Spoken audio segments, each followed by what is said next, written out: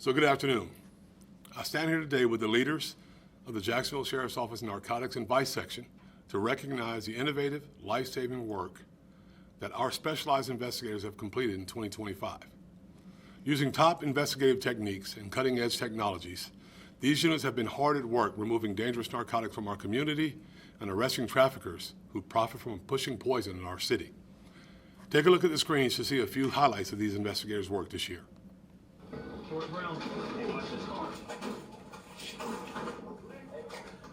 Stop running!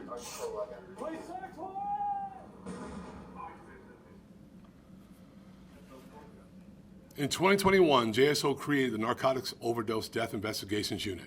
This unit was created in response to the explosion in toxicity deaths, largely driven by the entry of synthetic opioids in the street narcotics market.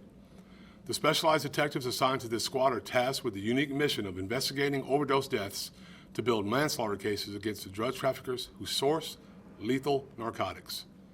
In 2022, JSO investigated an overwhelming 472 overdose death investigations. In 2023, these detectives investigated 433 overdose deaths. And in 2024, they investigated 317 deaths. This year, our detectives have investigated 221 deaths. And based on those investigations, Narcotics Overdose and Death Investigations Unit detectives have arrested 17 drug dealers on manslaughter charges for 2025. One of those dealers is also facing a murder charge. Working closely with the State Attorney's Office, JSO is investigating and building innovative cases against those who provide and profit off the poisons that cause senseless deaths in our city. Given the significant decline in overdose deaths this year, whether it is causation or correlation, the fact remains that JSO's proactive narcotics investigations are preventing deaths. Every dose of illegal narcotics that is seized by law enforcement is a potential life saved. These are some of JSO's reported seizures in 2025 and their estimated values. Approximately 28 kilograms of fentanyl with an estimated value of $638,000. Fentanyl is one of the worst drugs that we face in our community. Approximately 60 kilograms of powder cocaine with an estimated value of $1.1 million. Approximately 3.4 kilograms of crack cocaine with an estimated value of $56,000. Approximately 25 pounds of methamphetamine with an estimated value of $33,000, and approximately 3,300 pounds of cannabis with an estimated value of $5 million. While dangerous narcotics are addicting and killing people here in Jacksonville, we know that the illegal drug trade has international ties. In working together with local, state, and federal law enforcement agencies, JSO's narcotics units have intercepted and seized drugs from planes, trucks, cars, boats, and other vehicles. Historically, JSO narcotics units have been part of investigations that reach into Central and South American and Caribbean countries, including Mexico, Jamaica, and Colombia. As a longtime homicide investigator myself, I can tell you that where there are drugs, there's also deadly violence. Violence goes hand in hand with the illegal narcotics trade. In 2025, narcotics investigators seized 177 crime guns, and that's just that section. We have another section that works that job every single day who have also collected a lot of these guns. Those are 177 firearms that will not be able to be used to kill, injure members of this community. This agency targets and dismantles drug operations not only to remove the poison that fuels addiction, but also to remove the accelerant which ignites violence in our community. JSL uses a multifaceted approach to violence prevention. Breaking up illegal drug operations is an important piece of this strategy. Our approach is delivering unprecedented results. And in 2025, we only had one documented gang or group affiliated murder in Jacksonville. And while one murder is too many, we are encouraged by this truly historical drop in gang-related deaths. In 2025, JSO narcotics investigators arrested 813 criminals, and we will only continue this work in 2026. If you're a drug trafficker in Jacksonville, stay away from here, don't come here, we don't want you here, and keep your poison out of our city. Because JSO won't stop until you're in prison and no longer able to be a danger to our community. I want to end today by thanking the many engaged Jacksonville citizens who provided critical information to the narcotics unit this year. So many of our narcotics investigations are spearheaded by concerned citizens making complaints or sharing information about suspicious activity. If you see something, call, us at 630-0500. That's area code 904-630-0500 or First Coast Crime Stoppers. Communication between the public and the police is at the heart of community policing. We simply cannot do the important work we do in law enforcement without the involvement of the public that we serve. So to the good and decent people of Jacksonville who spoke up about illegal drug activity in their communities, we thank you, a heartfelt thank you. I hope the results that I've discussed today show you that your voice matters. We are going to listen, we are going to respond, and that your voice is heard. Thank you for helping us make Jacksonville a safer place as we welcome in 2026. At this time, I'll take any questions that you may have.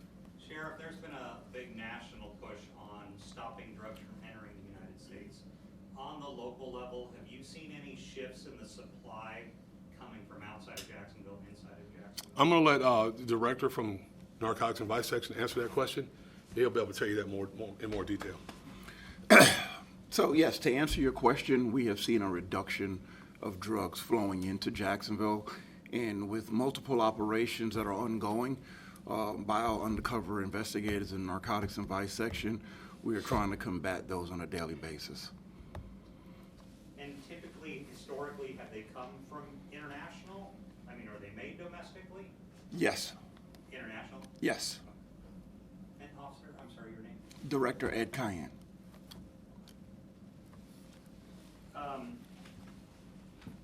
Sheriff, you said only one documented gang or group affiliated murder. Is that low? That's relatively, historically speaking. That's very low. As a matter of fact, they typically drive numbers in our city in the past, but because of some double down efforts from our agency and of course our great community, that's severely reduced, but we're still heavily focused on it.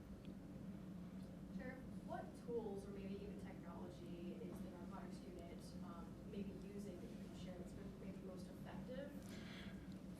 There's a lot, but there's a lot of things that I don't want to talk about because it keeps us being able to operate the way that we operate. And we'll keep that stuff close to the vest. Don't think that I just don't want to answer. I would like to, but that's a difficult job with a lot of undercovers and things like that, so I'd like to keep that close to the vest. If people are living next to what they worry is a drug house, they may be scared. What are they supposed to do? Call us, 630-0500. But if they're worried about, their neighbor knowing it was them rather than Typically, if you make a phone call, it's very difficult for the neighbor to find out. And you can tell us if you can tell us that you don't want us to come by your house, we will not do that. But in most cases, we have phone numbers 630. What's the number at the narcotics now? 2163. 2163 is our directly to our narcotics unit. You can make that phone call and they'll begin working those cases. And the good thing about it is the people that call may think that our detectives are part of the problem, that means they're doing the job the right way, and we can bring those things to some resolution for them. But they don't ever have to be divulged. You mentioned 3,300 pounds of cannabis. Could you speak to that? Because there's so much debate over marijuana. People probably have it. How that's handled and what people need to know. Yeah, it's still illegal. And until it's not illegal, we're going to enforce it the way that the statute says we enforce it. We're always going to enforce it. If it gets to the point, at some point where it becomes illegal recreationally, then we'll adjust. But until then, we're going to do business like we're supposed to do business. And we're going to protect the members of this community. Yes, sir. The drop in the numbers on deaths we saw from year to year, does that match what you're seeing in the region or the state, or however far it can go? I think there's a big part that goes nationally, but I think there's some double down efforts here with our state attorney, with us and our overdose units that are working on those cases. And I think we're making a dent in different ways. When you take someone that's dealing drugs, and they're dealing drugs they don't care what they're dealing, and they're dealing it to people and they're dying from it, and you get those people off the street, there's naturally going to be a decrease in some of those numbers. So we think that's also a part of it. Is Narcan more common, or is it just getting the drugs out before people take them, or is there also life-saving efforts? Oh, there's always life-saving efforts. I wouldn't stand here and tell you that doesn't happen. There are life-saving efforts that are there. But I think there's a big push and a big focus by our agency to make sure that we put those people in front of a jury when they sell drugs to people that cause them harm. On these 17 drug dealers, how do you know that? Are they overt, obvious drug dealers, or are they more subtle about how they do this and maybe hard to find? Well, sometimes they're difficult. Sometimes they stand on street corners, which is not as common as it used to be. But again, it's concerning citizens. They'll tell us an address. They'll tell us, maybe someone talks to me on a sheriff's walk. No, maybe somebody calls a number like Crime Stoppers. Maybe they call narcotics directly, but they tell us about these things, and then we take over and we go from there and work those complaints. And as far as the overdose deaths like dropping, is there certain neighborhoods that you guys can disclose that's, you know, you've seen a significant change? No, it's all over. It's all over. It's all over. So not a particular neighborhood. It's just, drugs affect a lot of people. Illegal drugs affect a lot of people all over the map. There's no specific neighborhood where it's happening. It's just we're seeing a decrease, which is really good. Anything else? All right. Thanks.